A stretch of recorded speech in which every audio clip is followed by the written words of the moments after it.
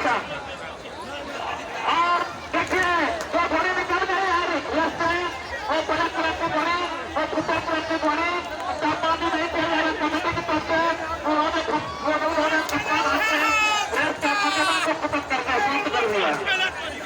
उस घोड़ी को बाहर कीजिए और कितना मीटर हुआ, कितना प्रभु साहब कितना मीटर हुआ, गिर गया।